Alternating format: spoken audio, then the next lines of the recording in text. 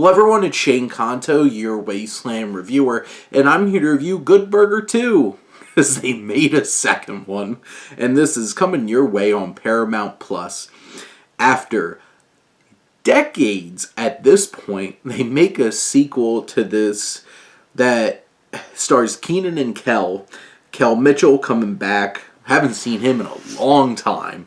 And Kenan Thompson, obviously, who's done a lot of work on SNL for years and had his own show, Kenan, and now is back as Dex, who's down on his luck, lost all of his money, and moves in with his pal, Ed, who now runs Good Burger. He owns the Good Burger and has like 6 kids, a beautiful wife.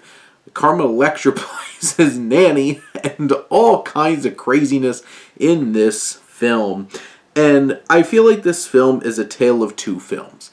The first half of this film is a zany, absurd, ridiculous romp that, yeah, sure, maybe the humor is only about 50-50 in terms of, like, landing, but it swings for so many crazy, ridiculous moments that you can't help but enjoy it at least a little bit.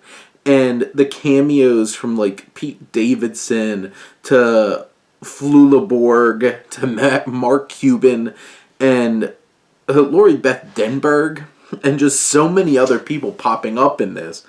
It's such a crazy experience watching the first half of this film and its zaniness. Kel Mitchell just slides right back into this character, Ed, and he's just so ridiculous, and all of his kids.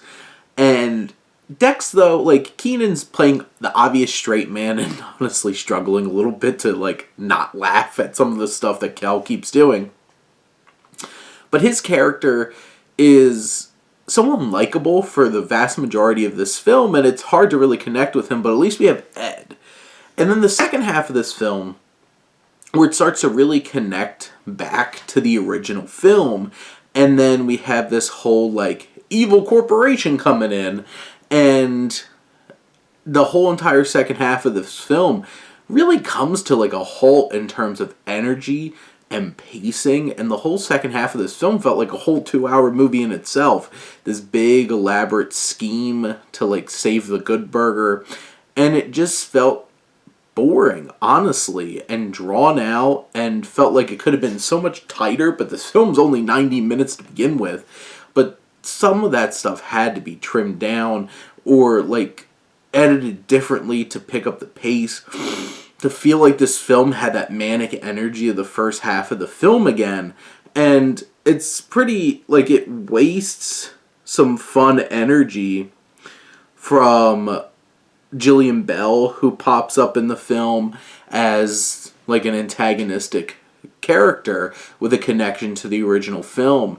And it just feels like we slog through a very generic, overdone comedy scheme in a film that just feels so uninspired and uninteresting. And in the end, it kind of lost its way and really leaned into some formulaic, poor tropes in terms of comedy. And honestly, if it was just more of just the nonsense that happened the first half of the film, at least some of that was landing pretty hard. But everything in that second half of the film just plays it so safe and boring that I just lost so much interest in it. And by the end, this film felt like a pretty big disappointment. And I didn't have high expectations for Good Burger 2.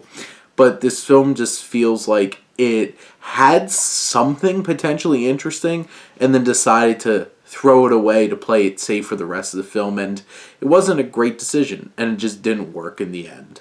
But those are my thoughts on Good Burger 2. Let me know what you think, and let's talk some movies. But thank you as always for tuning in and supporting your Wasteland reviewer.